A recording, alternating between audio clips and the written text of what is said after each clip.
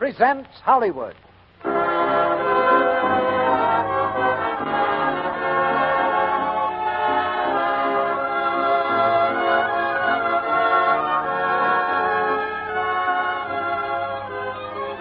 Lux Radio Theater brings you Rosalind Russell and Herbert Marshall in Craig's Wife with Beulah Bondi.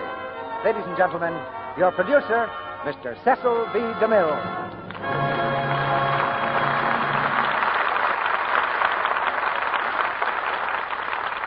Greetings from Hollywood, ladies and gentlemen. Tonight's play, Craig's Wife, will probably remind all drama critics that women are unpredictable. For though the critics praised the drama when it opened on Broadway, they all added wisely, the women won't like it. But the unpredictable ladies loved it. A few months later, George Kelly's play won the Pulitzer Prize, then went the way of all hit plays and became a hit motion picture. Tonight you'll hear the same fine actress who played Craig's wife on the screen, Rosalind Russell. And co-starring with her, we present a longtime favorite of this audience, Herbert Marshall. Just why the critics thought women wouldn't like Craig's Wife is a little hard for me to guess. It's an honest play, and in my opinion, women admire honesty in drama as well as in husbands. It's the story of a woman who made the fatal mistake of letting love come second. And that's very unusual for a woman. And here's a story in figures that I hope is not unusual. Ordinarily, figures make pretty dull reading. But we got a real thrill out of these in a letter from a calculating woman. The only kind of calculating woman we like. She writes, "We've used Lux toilet soap exclusively in my home since December 1926. And multiplied out, that comes to something over 500 cakes. How's that for a record?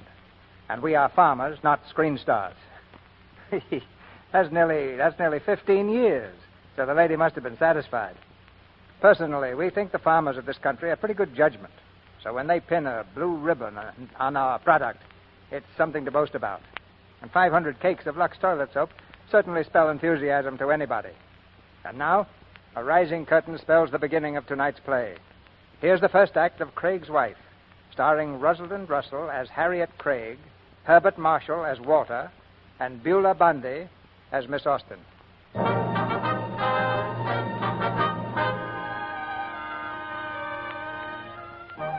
This is the living room of Mrs. Craig's house. Like a room in a shop window, it's cold, austere, and beautiful. A room meant to be admired, but not lived in. Its hardwood floors are too shiny. The drapes hang in much too perfect folds. There are no ashtrays, for Mrs. Craig discourages smoking in this room. It's like the other rooms of the house, in that it reflects the excellent taste and the fanatical neatness of its mistress. At present, Mrs. Craig is not at home.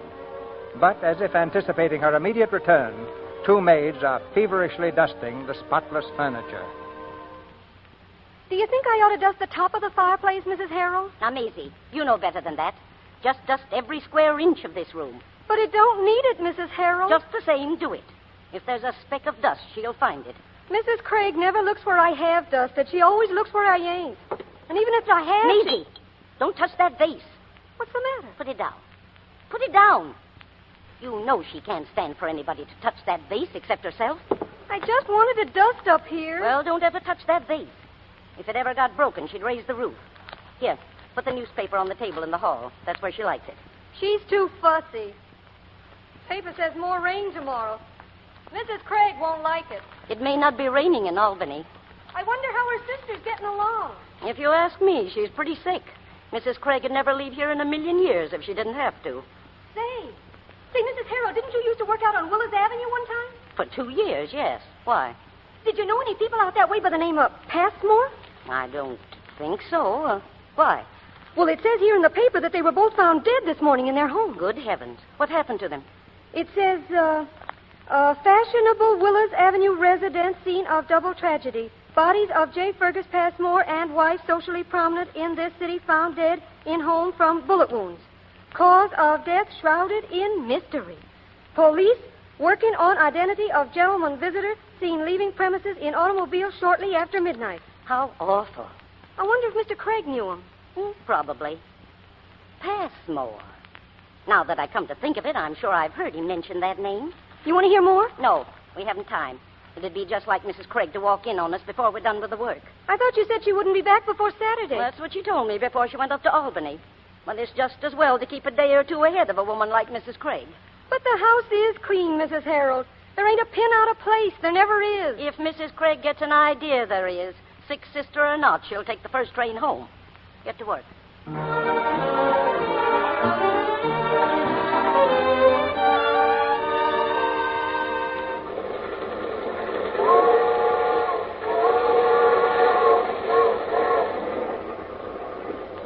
Aunt Harriet. Yes, dear? What's the matter? Aunt Harriet, I hope I'm doing the right thing. Of course you are, Ethel. Your mother's had heart attacks before and come through them all right. She'll do the same thing this time. But I should be there, Aunt Harriet. Suppose something should happen. Nothing's going to happen, dear. The doctor certainly didn't think it was so serious when he suggested you come visit me. And I certainly wouldn't have left my only sister if I thought anything was going to happen. I do have to get back to the house, but just the same, I would have stayed there as long as it was necessary. But there were some things I wanted to tell Mother. Were they important? Well, it was about Professor Fredericks at school. Mother met him and liked him very much. She said she'd be glad if I married him. I wanted to tell her. You mean he said something? Yes. He's asked me to marry him. Soon. I don't know why your mother should be so panicky about your future, Ethel. You're only 19. She said she'd like to feel that I have somebody. Well, why does a girl need anybody, dear, if she has money to get along on? I wouldn't allow your mother's apprehensions to rush you into marriage, unless, of course, it were an advantageous marriage. Did you accept this man when he asked you? Practically, yes. But how does he expect to support you on a professor's salary? He's very lucky if he's getting $200 a month, unless he's some very extraordinary kind of professor. He's the professor of the Romance languages. Naturally. And I suppose he's told you he loves you in all of them. Well, I certainly shouldn't care to think about marriage at all, Aunt Harriet, unless I were at least in love with a man. Oh, that's just your age, Ethel, darling. We all pass through that. It's the snare of romance. You'll find out later it's nothing more than the most impractical sentimentality. Why, Aunt Harriet. Unfortunately, the majority of women are caught with the spell of it. And then they're obliged to revert right back to the feminine dependence and subjection they've been trying to rid themselves of for centuries. Well, you married, Aunt Harriet. But not with any romantic illusions, dear. I saw to it that my marriage should be a way toward emancipation for me. It isn't financial independence that I speak of particularly. I knew that would come as a result of another kind of independence. And that's the independence of authority over the man I marry. I don't understand what you mean, Aunt Harriet. I mean that I'm simply extracting my share of the bargain. Your Uncle Walter wanted a wife and a home and all the things that go with marriage. Well, he has them. He can be sure of them. But I want to be sure of them, too. Someday I will be. But how? By securing into my hands the control of my husband. But suppose we were to find out sometime. Find out what? That you wanted to control him. One never understands, dear, what is not in one's nature to understand. Oh, Ethel, I know you're mentally deploring my lack of nobility. No. Yes, you are. I see it in your face. You think I am a very sordid woman. No, but frankly, Aunt Harriet, I don't think it's quite honest. But it's very much safer, my dear, for everybody. If a woman is the right kind of woman, it's safer that the destiny of her home be in her hands rather than in her husband's.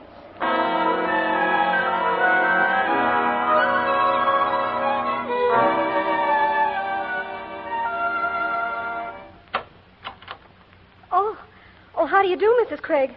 You're back ahead of time. Hello, Maisie. Yes, a little. Will you take these bags, please? Put my niece's things in the corner room. She'll be with us for the next few days. Yes, ma'am. Take your things off, Ethel, dear. Maisie, I wish you'd use the back way when you go up and downstairs. Oh, I always keep forgetting that. That stairway will begin to look as the way it did before, with everybody tramping up and down it every 5 minutes. Yes, ma'am. I'm sorry. Oh, hello, Mrs. Craig. I see you're back. Hello, Mrs. Harold. This is Ethel Landreth, my niece. Pleased to meet you. How do you do? Aunt Harriet, I think I'll go upstairs and rest for a while. You don't mind? Of course not, child. Don't forget, dinner's at 7. I'll be down before that. Well, Mrs. Harold, everything been all right while I was away? Everything's fine, Mrs. Craig. Who moved that vase? Why, it was moved in the dusting. Mrs. Harold, you know perfectly well I gave orders that no one was to touch that vase. Yes, ma'am, I know, but... Well, will you please see that it is not moved again? Where did these roses come from? Why, Mrs. Fraser brought them over. Mrs. Fraser? The lady across the street. She brought them over for Mr. Craig's aunt. Well, you'd better take them out of here. The petals will be all over the room. Is Mrs. Fraser upstairs with Auntie Austin again? Yes, ma'am. And how did she happen to get up there? Well, I don't know, I'm sure, Mrs. Craig. unless Miss Austin asked her. Oh, all right. Have there been any letters or messages for me, Mrs. Harold? Why, there were 2 letters, yes. I left them in your room. And there's a gentleman called Mr. Craig last night about 8 o'clock, but he'd gone out. I gave him the telephone number where Mr. Craig said he'd be. Who called Mr. Craig? Did you get his name? Yes, ma'am. He said his name was Berkmeyer. What number was it Mr. Craig gave you last night? Why, it was Levering 3100. I wrote it down so I wouldn't forget it. All right, Mrs. Harold. That'll be all. Oh, wait. Tell Maisie to fix the latch on the screen door. It was half open when I came in. I will, Mrs. Craig.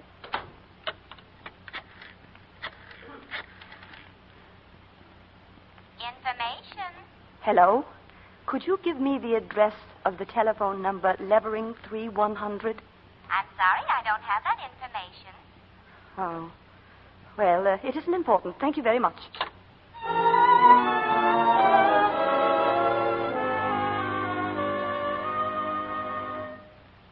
Harriet! Harriet, where are you? Hello, Walter. Oh, I saw your grips on the porch. Oh, dear. Hasn't Maisie taken them up yet? Darling, it's wonderful to see you. When did you get in? Careful, Walter. Don't muss my hair. We came a few minutes ago. How is Estelle? Better? Oh, nothing more than usual. You'd have thought from her letter that she was dying. So I have to race up to Albany and leave the house for a whole week. Incidentally, I brought Ethel back with me. She's upstairs resting. Oh, well, that's nice. Well, I'm glad to have you back again, darling. Oh, stop it, Walter. You'll break my bones. That's what I think I'd like to do sometimes. Now, stop it, please. Here, take your hat and put it there where it belongs. And take the paper out of here, too. The room's a sight. Your aunt's company will be scandalized. All right. Has Auntie Austin got some company? The Lady of the Roses across the street. Mrs. Fraser? Yes. She's getting very sociable. Well, she certainly has some beautiful roses over there. I've talked to her a couple of times on the way up from the garage. You mean she's talked to you? Now, just what do you mean by that? Walter, don't lean against the piano. You'll scratch it. His coat won't scratch it. Well, there might be something in your pocket that will. All right. What did you mean about Mrs. Fraser? Isn't it obvious? Well, now, don't tell me you're jealous, darling. Oh, not at all. I'm simply suspicious of middle-aged widows who specialize in wayside roses. I'd like to be able to see just what's going on in your mind, darling. Well, if you could, I dare say you'd find something very similar to what's going on in the minds of most of our neighbors these days. Our neighbors? They have eyes, Walter, and they use them. And I wish you'd use yours. And I also wish you'd tell me whose telephone number Levering 3100 is. Fergus Passmore, why? Oh. Mrs. Harold told me you gave her that number in case anybody wanted you. And I was wondering where it was. Fergus Passmore's. I was playing cards out there last night, a little poker. What did Billy Berkmeyer want you for? Oh, Fergus told me to get a hold of him, too, and bring him along. I hope you're not going to get into card playing again, Walter. Why, I never gave up card playing. Well, you haven't played in nearly a year. Well, I suppose that's because you don't play. I don't believe Fergus would have asked me yesterday, only that I happened to mention that you were away.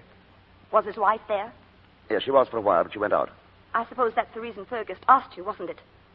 What do you mean? Well, you know how insanely jealous of her he used to be. Oh, I'm sure he was never jealous of me. Oh, he was jealous of everybody from what I could see. I'm sorry you have to go so soon, Mrs. Fraser. Here she comes. It's almost dinner time. I really must. I'm getting out of here. I don't want to have to sit and listen to her. Why, Harriet, I didn't know you were here. Hello, Auntie Austin. I only got in a little while ago. Good afternoon, Mrs. Craig. How do you do? I haven't even unpacked yet. Will you excuse me? Maisie, will you bring up the grips, please? Mrs. Fraser, I think my wife's a little upset. Of course. Miss Austin told me about her sister. I'm so sorry. You'll come again sometime, won't you? I'd love to. Goodbye, Mr. Craig. Goodbye. Goodbye, Miss Austin. Goodbye, dear.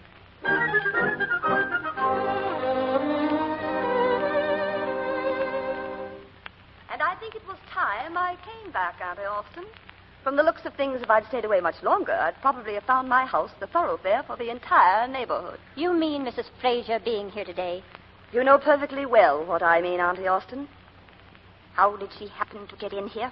Why, I asked her in, of course. She brought over some roses. And you walked right into the trap. Oh, I do wish Maisie would learn to keep those drapes straight. Why do you think Mrs. Fraser is so anxious to get in here, Harriet? For the same reason that a lot of other women in this neighborhood want to get in here. To satisfy their vulgar curiosity. I'll not allow it. Let them tend to their houses, and they'll have plenty to do. I don't want a lot of idle neighbors on visiting terms. A good neighbor is a very good thing sometimes. You may have them. I don't want them running in and out every time I get my back turned. None of them has ever run in or out to you, so far as I remember. Well, she was just in my house, wasn't she? And your husband's house. Well, she was hardly here to see my husband. Or was she? No, she was not. Although you'd try to make Walter believe it if you could. Mrs. Fraser was here to see me, your husband's aunt. And I don't believe Walter would appreciate your attitude if he knew it. Well, you'll probably tell him. I have a lot of things to tell Walter, Harriet. I've no doubt you have. I've had plenty of time to think about them during the past 2 years, up there in my room. I'm going to tell him, and I want you here when I do, so that you won't be able to twist what I say. I merely want you to understand that I resent your having Mrs. Fraser in my house. Oh, why pick on Mrs. Fraser? Be honest about it, Harriet. You don't want anybody in your precious house. I don't want her. You don't want your husband. Only that he's necessary to the upkeep here. If you could see how that could be managed, his position here would be no more secure than that pillow there. Well, that's a very nice thing for you to say to me. It's the truth, whether you like to hear it or not. You want your house, Harriet, and that's all you do want. And that's all you'll have at the finish, unless you change your way. Remember this, Harriet Craig. People who live to themselves are generally left to themselves. Does that mean that you're leaving us, Auntie Austin? Yes, I'm leaving. Only before I go, I want Walter to understand why. Yes. What's the matter? Auntie Austin tells me she's going to leave us. It's nothing very new, Walter. Why? What's happened? What did you say to her, Harriet? I haven't said anything to her, of course. Harriet- She's simply using her imagination. You never say anything. You simply act, and then you leave it for us to interpret, if we're able. Well, I hope I'm open to conviction if you have a grievance. It isn't my own cause I'm going to plead. I won't be here. It's for you. I don't understand what you mean, Auntie. That's probably the greatest danger, Walter, you don't understand. If you did, it would be scarcely necessary to warn you. Of what? Your wife. What are you laughing at, Harriet? Oh, now, don't you think that's very amusing? Harriet isn't really laughing, Walter. Well, what am I doing, crying? You're whistling in the dark. You're terrified your secret has been discovered. Really? And what is my secret? I knew it a long time ago, Harriet. Long before your outburst against Mrs. Fraser a few minutes ago. She means I've been trying to poison you secretly, Walter. Not so secretly. Well, I'm sorry I must go, because I'm sure this is going to be very amusing. Harriet, I wish you would stay if Auntie has something to say against you. I think it's only fair. I'll not stay and listen to a lot of absurdities. I hope, Miss Austin, that when you finish discussing me, you'll be as frank in letting Walter know something of what I've been putting up with during the past 2 years. I wish you'd tell me what's happened, Auntie. That isn't so easy to tell a man, Walter. It requires a bit of elucidation. To begin with, nobody could like Harriet. She doesn't want them to. I like her. You're blinded by her, as many another man has been blinded by a beautiful woman. But what has she done? She's left you practically friendless, for one thing. She's made it perfectly clear to all your friends by 1,000 little gestures that they are not welcome in your house. Because this is her house. It isn't yours, Walter. You merely went with the house as a sort of regrettable necessity. Now, you don't really mean... You can't mean that, Auntie, now can you? Walter, don't you realize that none of your friends has been here for 18 months? Why? Because she's a supremely selfish woman. She wants to exclude the whole world because she can't impose her narrow little order on it. I can't believe that. Harriet has her faults, yes. Walter, why do you suppose your appointment as director at the bank failed to go through? Well, Because Harriet insulted Mr. Littlefield's wife right here. I saw her do it. Auntie Austin. I saw her. And let me tell you something else I saw, or rather heard. I was having luncheon at the Colonnade, and a man and his wife came in and sat down near me. Immediately, she began to tell him how he should have sat and how he should sit and so on. At the table right near my elbow, I heard someone say, "Listen to Craig's wife over there." People are talking about us? Of course. Your friends resent being told where they shall sit and how. So they're avoiding the occasion for it just as I'm going to avoid it. But you have to deal with it. How? How should I deal with it? Make your wife realize that there's a man of the house here and that you are that man. Auntie Austin, I can't be convinced that there isn't an enormous element of misunderstanding between you and Harriet. We can thrash this whole affair out somehow. No. No house is big enough, Walter, for two women who are interested in the same man. I must go. I'm not happy here. What will you do if you leave here? But I've always wanted to do travel. I want to see things and places and people so that I'll never become little. Oh, I have such a deadly fear of that after these past 2 years. But I promised Mother that you'll always have a home with me. You haven't a home to offer me, Walter. You have a house with furniture in it, that's all. I have the impression when I look at these rooms that they're rooms that have died and are laid out. Well, whatever they are, they'll seem less if you leave them, Auntie. I don't think I'd feel worse if it were Mother herself who were leaving. Be glad that it isn't your mother, Walter. She would have left long ago.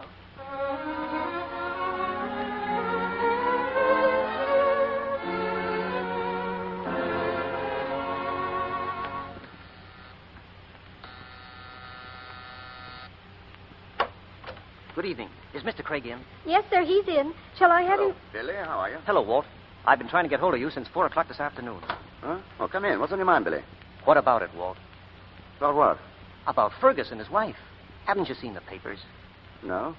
Why, what's happened, Billy? Fergus and his wife are dead. What? Why, it's in every paper in town. Here it is in the front page. Read it. Dead. This is horrible. I saw Adelaide myself last night. I stopped in for a drink, and there she was with that fellow she'd been going out with. Dead. I have a hunch Fergus had heard of the affair and called her on it when she got in last night. You know he was jealous of her. Oh, this is terrible. I think I ought to get in touch with the police right away. Well, that's why I wanted to get hold of you. It says in the paper they're looking for a man seen leaving the house after midnight, and I thought... Of course, that must be me. I'll call the police. Well, now, wait a minute, Walter. What about your wife? She's back. She'll probably read it sometime. Well, if she doesn't see the papers, what she doesn't know won't hurt her. And this thing might clear itself up overnight. I think the wise move is to get over to Passmore's. And if they don't know anything more there, go to police headquarters and let them know where we're at. Come on. Through the park will be quickest.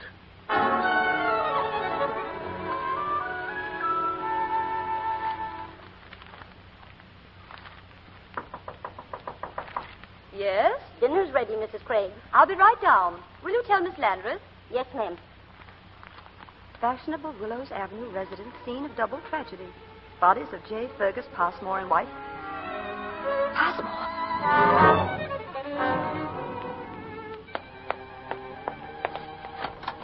Walter! Walter, are you downstairs? Walter!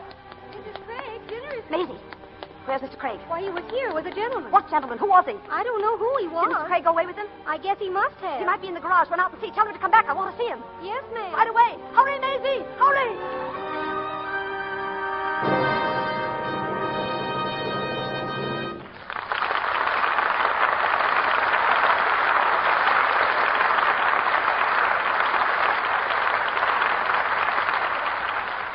After a brief intermission, Mr. DeMille and our stars Rosalind Russell and Herbert Marshall will bring us Act 2 of Craig's Wife. Are you one of that distinctive group of women whose coloring could be called Titian or auburn or reddish blonde? If so, you probably have quite fair, delicate skin. And you'll be interested in what a famous redhead has to say about her complexion care. It's Barbara Stanwyck, and she tells you... I use Lux toilet soap. It agrees with my skin. Gives it thorough, gentle care. But perhaps your hair and eyes are dark, and you have the real brunette coloring that's so lovely. Listen to what stunning dark-haired Claudette Colbert has to say. There's nothing more important to charm than smooth, easy-to-look-at skin. I always use Lux toilet soap. It has active lather that leaves my skin feeling smoother, looking so fresh. Well, I'm certainly not forgetting the true blondes, those blue-eyed, golden-haired ladies whose fair skin reminds you of delicate porcelain. Virginia Bruce is a perfect example of that exquisite type. She uses gentle white Lux toilet soap regularly, too. Here's what she says. Want your skin to stay lovely? Lux Soap Active Lather Facials are a wonderful help. Here's what you do. Pat the lather lightly in, rinse with warm water, then with cool, and pat the face dry with a soft towel. I love this easy, gentle care.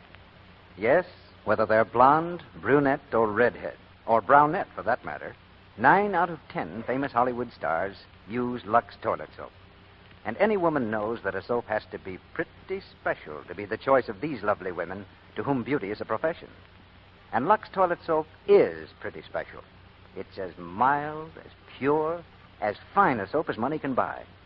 It's a soap to use for delicate skin, because its creamy, active lather removes dust, dirt, and stale cosmetics thoroughly and gently, too. What a wonderful buy this fine soap is. It costs only a few cents a cake. Why don't you use this simple, easy care the beautiful women of the screen find so effective? Try Lux Soap Active Lather Facials for 30 days. You'll find they work for you, too. We pause now for station identification. This is the Columbia Broadcasting System.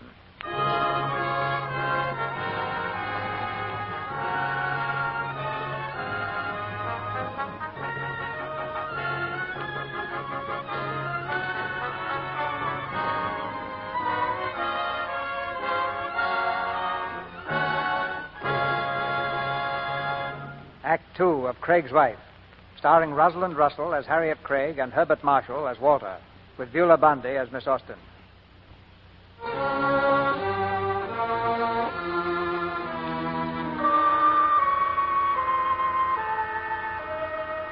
Ten minutes have passed, and Mrs. Craig waits anxiously for her husband to return.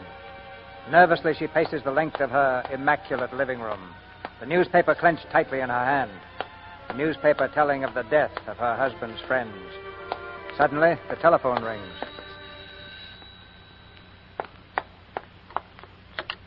Hello? Yes? Long distance? All right. Hello? Yes, this is Mrs. Craig. Oh. Why, Ethel is lying down just now. Who is this speaking, please? Oh, Mr. Fredericks. No, she's quite all right, really. Well, I'd much rather not call her if you don't mind. Well, can't you tell me what it is you want to tell her? Oh, I see. Well, I'm sorry, Mr. Fredericks. I don't care to disturb her just now. Goodbye. Maisie, the door. Yes, ma'am. Mr. Craig in? No, sir, he's not in just now. Oh. His wife in? Yes, sir. Who is it, Maisie? We'd like to speak to her for a minute if we could. Yes, sir. Will you just step in? Thank you. It's two gentlemen, Mrs. Craig. Good evening. Oh. Are you Mrs. Craig? Yes, I am. That will be all, Maisie. Yes, ma'am. Have you any idea what time Mr. Craig will be in? Why, I'm expecting him any minute. Is there something I can do? Yes, I think so. We thought we'd like to speak to Mr. Craig first, but I don't suppose it makes a great deal of difference. It's about the Passmore shooting affair. Oh, yes.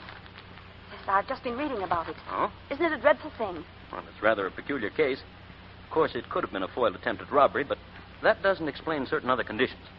Are you working on the case? Oh, yes, ma'am. I'm Captain Cattell from headquarters. This is Lieutenant Grover. How do you do? However, there's no connection between that and our visit here. Well, I'm very glad to know that. Of course, we do have to follow up any little outside clue.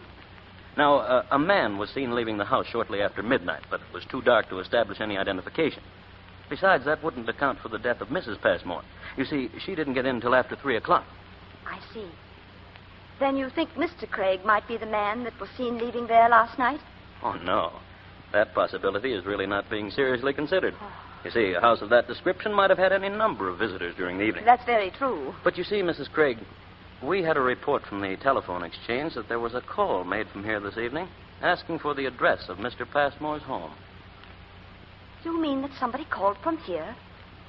I can't imagine who it was. The report said his voice. Well, that's very extraordinary. It could have been one of the servants, of course. Oh. Merely curious, I suppose. However, I dare say there's some very simple explanation of it. If the call was actually made from here. Has the telephone been used at all, to your knowledge, Mrs. Craig, since 5 o'clock this afternoon? No. Oh, yes. I just answered a call a few minutes ago from Northampton. I see. Has anyone from the outside been in here since 5 o'clock this afternoon? No.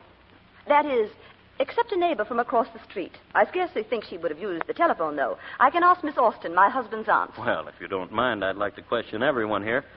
First, though, I'd like to call headquarters. Oh, go right ahead. Thank you. Did you know Mr. and Mrs. Passmore, Mrs. Craig? Oh, no. I mean, I could hardly call it knowing them. I'd met them, of course, but I haven't seen either of them for ages. I see. Hello? This is Cattell. I thought I'd better call and check with you about... What? Oh, well, that's good news. I'll be right down. I'll get Miss Austen for you. Oh, no, it won't be necessary, Mrs. Craig. I've just had word that additional information has come in at headquarters. It looks like the case is just about ready to break.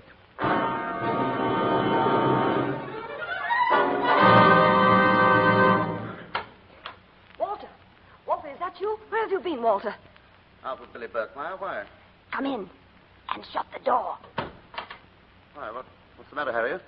Walter, what do you know about Fergus Passmore and his wife?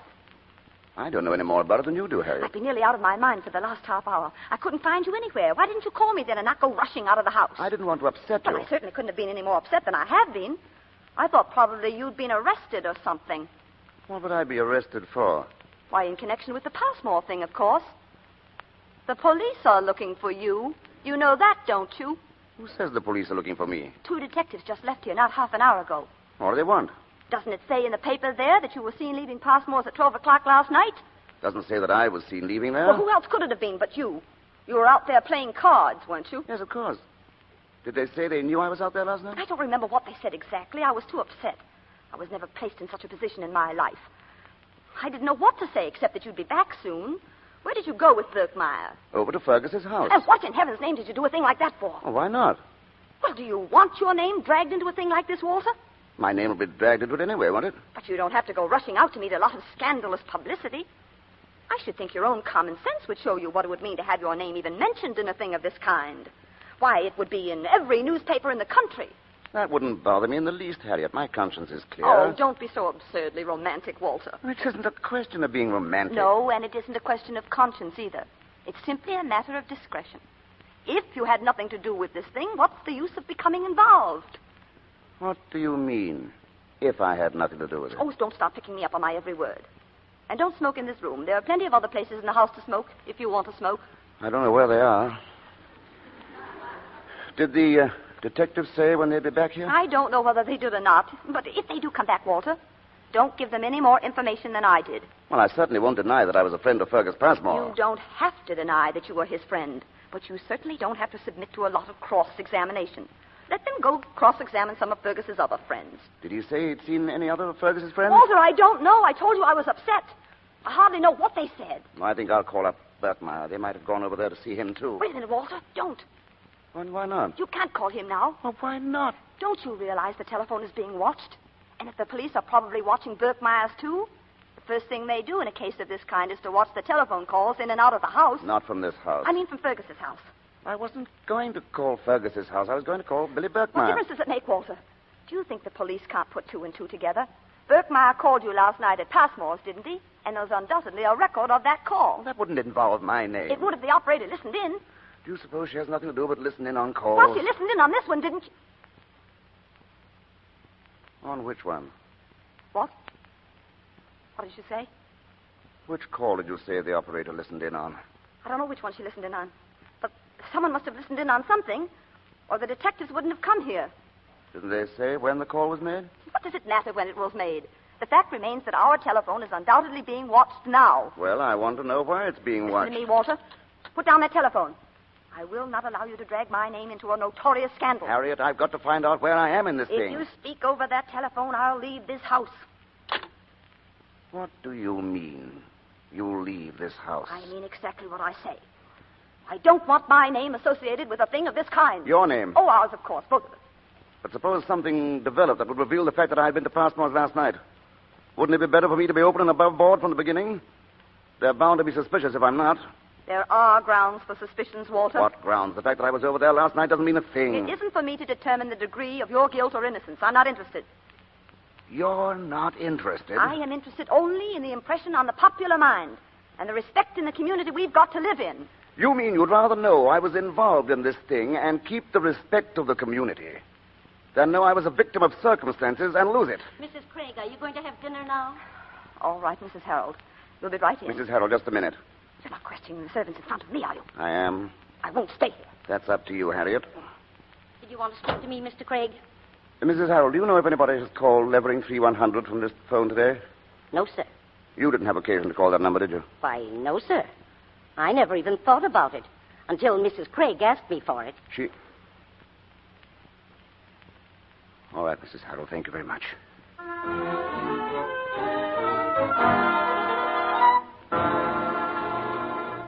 Walter, it's about time you got back. Where did you go? I've been out walking. Walking? I don't suppose it makes any difference to you that we held dinner for over half an hour. Walter, answer me. Harriet, that call today. Well? It was you who made that call, wasn't it? What were you doing, checking up on me? Don't flatter yourself, Walter.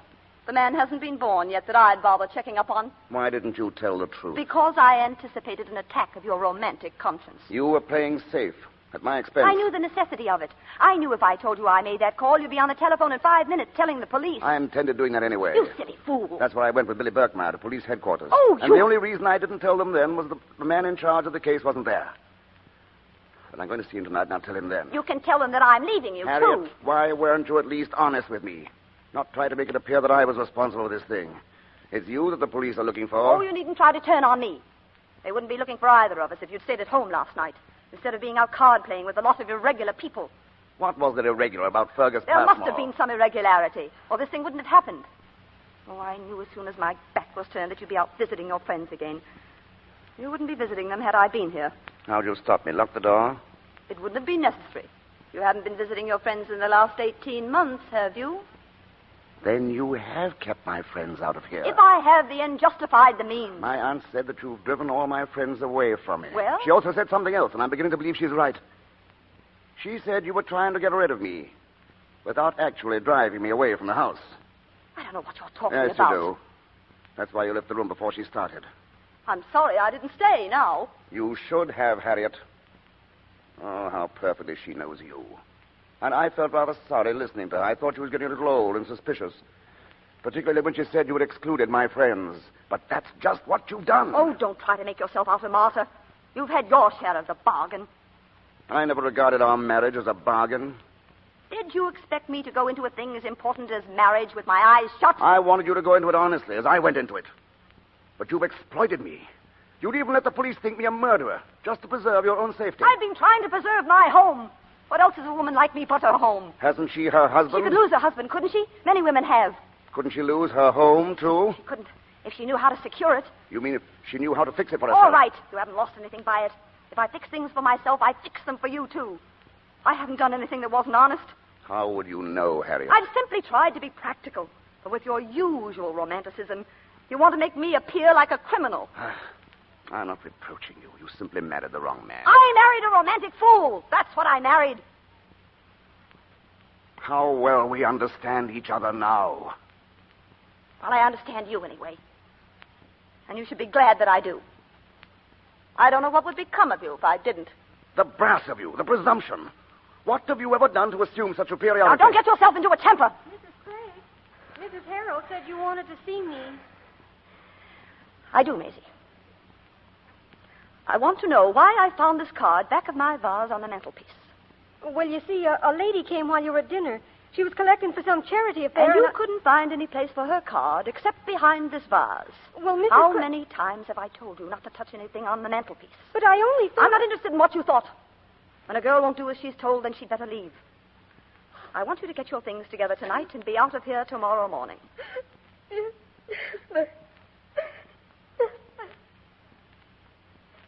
I'm going up to Ethel's room, Walter.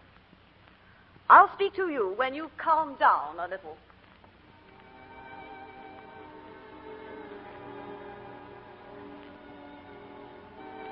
Her house. Her precious home. Her precious vase. Good heavens, Mr. Craig. Did something get smashed in here? Glory be. Her vase fell off the mantelpiece. No, Mrs. Harold, I smashed it myself. You... Well, I wish you'd tell her it was you that done it, Mr. Craig. She might think maybe I done it. I'll tell her all about it, don't worry. Yes, Mr. Craig. Walter, did something fall down there? No? Are you sure? Yes, I'm sure. Well, it sounded up here as though the house fell down. Maybe it did, Harriet. I'm just sitting here wondering.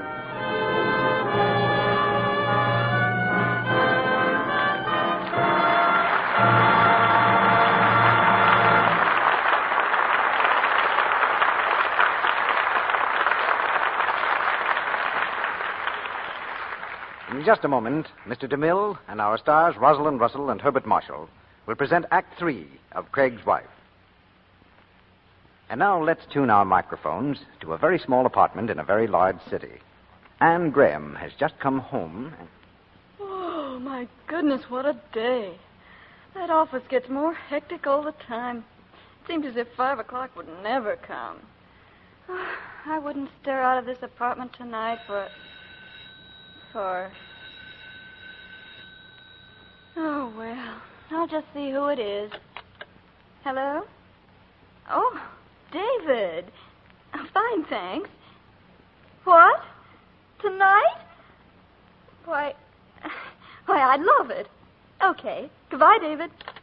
Now I've done it. Not only going out, but dancing. Oh, but I'll feel like new after I've had my bath. Golly, I'll have to hurry. That bath that Anne's looking forward to, depending on, is an active lather bath with gentle Lux toilet soap. She's looking forward to it because she's learned that a few minutes relaxation in this luxurious bath makes her feel like new, even at the end of a trying day. She likes the way the creamy Lux soap lather bursts into tiny, sparkling bubbles. Sparkling, gay bubbles that seem to carry away worries and cares.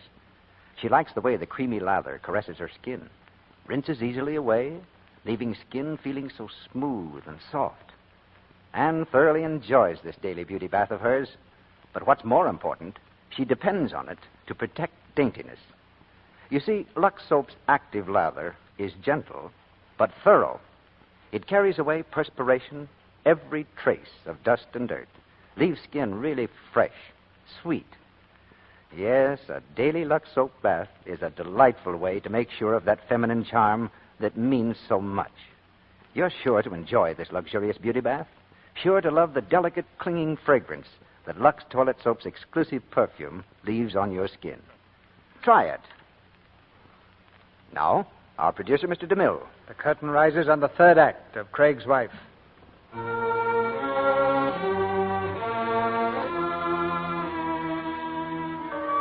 And remember this, Harriet. People who live to themselves are generally left to themselves. Those were Auntie Austen's words, delivered in a warning to Harriet Craig. It's early the following morning, and Auntie Austen has already left the house. In the living room, where Walter passed the night sleeping in a chair, Mrs. Craig discovers her precious vase has been smashed to bits. Miss Harold, what is this?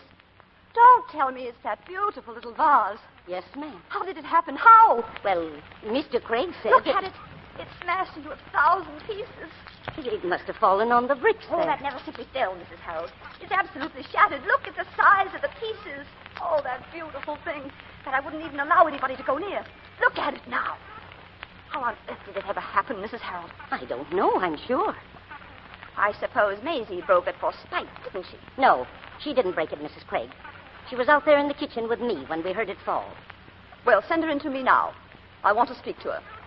Mr. Craig said that he broke it. What? Yes, ma'am. Tell Maisie I want to see her. She isn't here, Mrs. Craig. She's gone. You mean she's left already? Yes, ma'am. She left right after she had her breakfast. Of course she did. The contemptible... I'm leaving myself, Mrs. Craig. Oh, are you? I'm going this morning. I'm meeting Miss Austen downtown at noon. Miss Austen. And where are you going with her? Well, she told me last night she was leaving. She said she was going to travel for a few years. And do you think it's very considerate of you, Mrs. Harold, to walk away this way without giving me any notice? You didn't give Maisie much notice last night, Mrs. Craig. Maisie didn't deserve any notice. She was a very disobedient girl. She absolutely refused to do what I told her. Well, I haven't always done exactly what you told me to do either, Mrs. Craig. So maybe I deserve to go as well as Maisie. Well, of course, you can suit yourself. But I hope you don't intend to leave without cleaning up this floor. I've got the dustpan right here. Where is Mr. Craig? He's in his study, ma'am. He's reading the paper. I'll give you your money later. I hope you enjoy your world tour, Mrs. Harold. It'll be a change anyway. And I hope when you come back, you'll be able to find a place that'll be as easy as this one has been. Don't worry about me, Mrs. Craig. Nobody belonging to me ever died in the poorhouse. Walter, I want to speak to you. What does the paper say? You needn't worry, Harriet. You're quite safe. What does it say? Fergus's brother got in last night from Pittsburgh with a letter that Fergus had written him intimating his intentions. Then Fergus did it himself? So it appears. I always told you he was jealous of his wife. It's a good thing I kept my head last night and didn't allow you to telephone and make a show of us all. You can thank me that your name isn't in every paper in the city this morning. Oh, I can thank you for more than that, Harriet. I can thank you for having given me a new name last night. That fits me so perfectly that I've decided to continue its use. You called me a romantic fool. Let's not go into all that again, Walter. I've been wanting to help you, but you don't seem to have sense enough to appreciate it. Is that all you want before I got to leave for the office? No, it isn't all I want you for. I want to know about the ornament that was broken last night. What about it? I don't know what about it. That's the reason I'm asking you. Mrs. Harold tells me here this morning that you told her last night that you'd broken it. So I did. Well, you must be proud of yourself. I was for a moment. What were you doing, leaning against the mantelpiece again as usual? No, it wasn't an accident. I did it deliberately. What do you mean you did it deliberately? I mean that I smashed it purposely. What for? I became suddenly heroic. I smashed it into 1,000 little pieces, and then I smoked one cigarette after another till I had your sanctum sanctorum absolutely littered with ashes and cigarette butts. For about an hour last night, I was a pretty brave fellow around here. You should have seen me. Are you out of your mind or something? No. I'm particularly clear in my mind, especially I was last night. You made a remark then, Harriet, that completely illuminated me.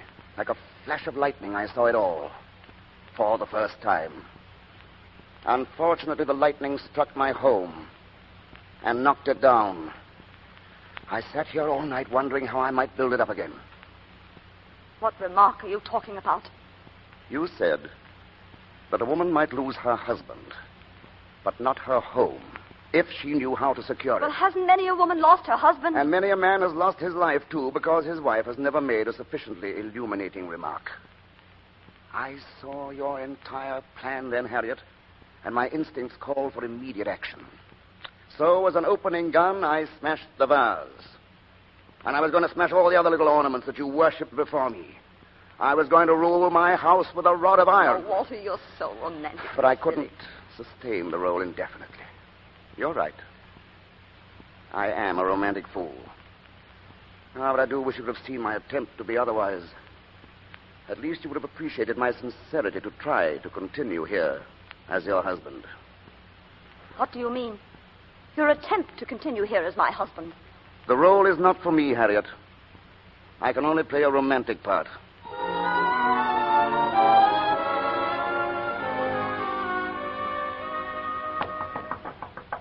Ethel! Ethel, are you in your room? Open the door, dear. Ethel, what's the matter with you? What are you doing? I'm packing my things, Aunt Harriet. Ethel, what on earth is... Why didn't you tell me that Mr. Frederick's called last night? I didn't think it was wise to bother you. Bother me? He thought I just didn't want to speak to him. You had no right to do that, Aunt Harriet. Did he call again? Yes, just before. He wants me to meet him. We're going to be married. Well, I hope you know what you're doing. If anything goes wrong, at least it'll be my mistake. If that's any consolation to you. When are you going? On the 5:10. Uncle Walter's driving me to the station. Oh, I see. Aunt Harriet. Yes? Aunt Harriet, is Uncle Walter leaving you? What on earth ever put that into your head? Well, when I started to come down the stairs this morning, I heard him say that he couldn't continue here as your husband. I'm sure I haven't the faintest idea of what you're talking about. Then a while ago, when I told him I was going to be married, he said the only thing I needed to consider seriously was whether or not we had faith in each other and were absolutely honest about it. Dear Walter. So I was wondering if he found out. Found out what? What you told me coming down here on the train.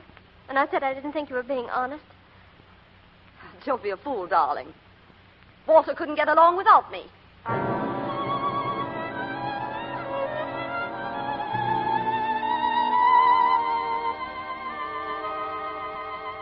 Ethel, are you ready? All ready, Uncle Walter. Goodbye, Aunt Harriet. Goodbye, dear. Your grips are in the car. I'll be right along with you. All right. I'll write you, Aunt Harriet. Yes, don't forget, dear.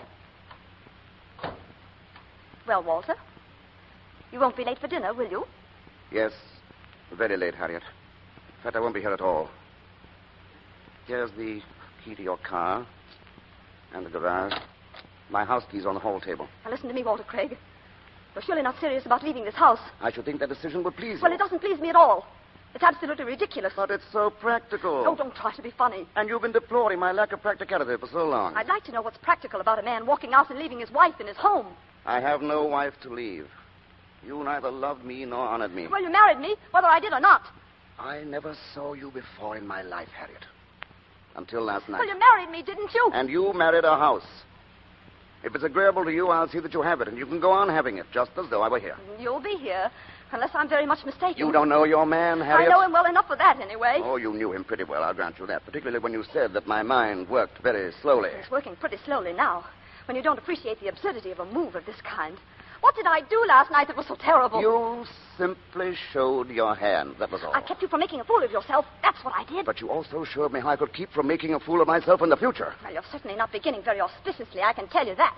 But I shall be at least a self-respecting fool. And that's something I could never be if I stayed here. There's something in a man, Harriet, that I suppose is his essential manhood.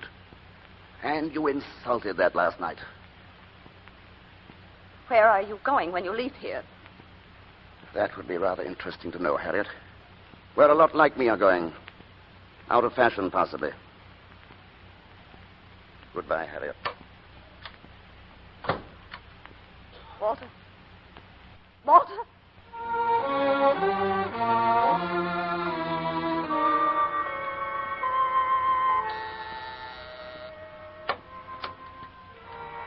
Yes?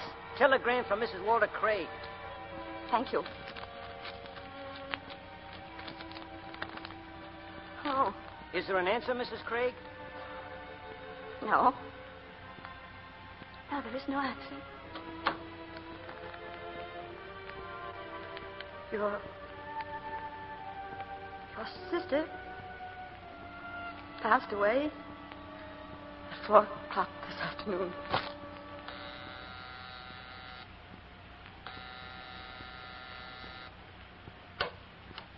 Is anyone at home? Oh, Mrs. Craig. Yes? I do hope you'll pardon my walking in, but I wanted to bring Miss Austin some roses.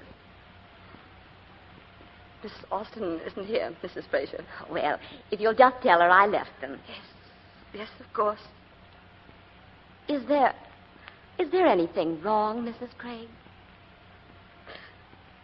My sister died this afternoon.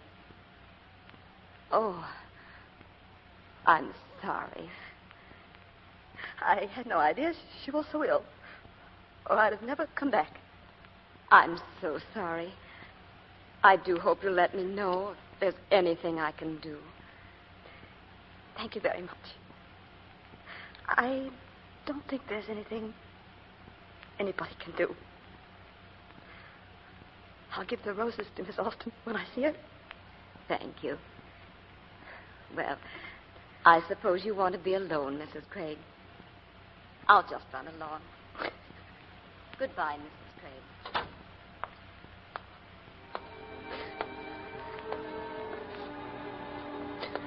Alone? Remember this, Harriet. People who live to themselves are generally left to themselves. Alone? People who live to themselves are generally left to themselves. No. People who live to themselves are generally left to themselves. No. People who live to themselves are generally left to themselves.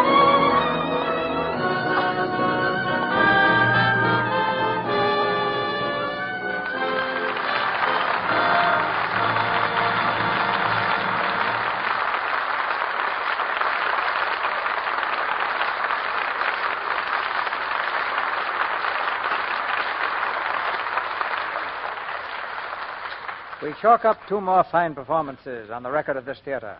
And here are the stars responsible. Rosalind Russell and Herbert Marshall. Thank you, Mr. DeMille. I've been looking forward to doing Craig's Wife with Bart Marshall for weeks now. And so have I, Rosalind. We seem to have been working across one studio street or another for years without landing in the same picture. We're rather proud of the idea of casting you two together for the first time, and we're expecting plenty of imitators. How are you and Clark Gable getting along with that picture at MGM, Ros? Fine. You haven't got a good unused practical joke, have you? Some gag I could play on Clark? Not right offhand, no. Why? I owe him one. It keeps us busy living up to the title of the picture, Unholy Partners. It's a brave girl, Bart, who proposes to out-practical joke one Clark Gable. I'm just looking for revenge, Mr. DeMille. But now, before we say goodnight, there's a word or two I'd like to say to the women in this audience. It's about the product behind this theater, Lux Soap. I've used Lux Soap for a long time because it's such a wonderful help in keeping one's complexion soft and smooth. And I'd recommend it to any woman who wants a complexion soap that she can depend upon. And we recommend a close-up of you, Rosalind, as the best comment on Lux Soap. What's the play next week, C.B.? One of the screen's new hit spot. The Universal picture, Model Wife. And we'll have the original stars, Dick Powell and Joan Blondell. Model Wife is the story of a modern young business couple with an old-fashioned desire to raise a family. It's one of the most human and delightful comedies the screen has produced this season. So for a model evening's entertainment, we suggest Model Wife next Monday night. Craig's wife, then Model Wife.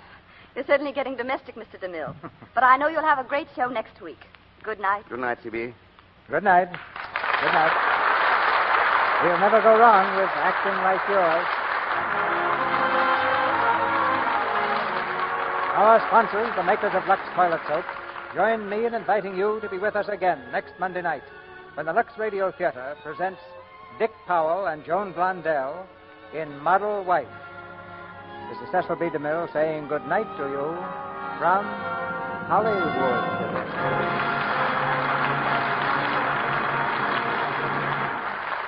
Rosalind Russell appeared tonight through the courtesy of Metro-Goldwyn-Mayer.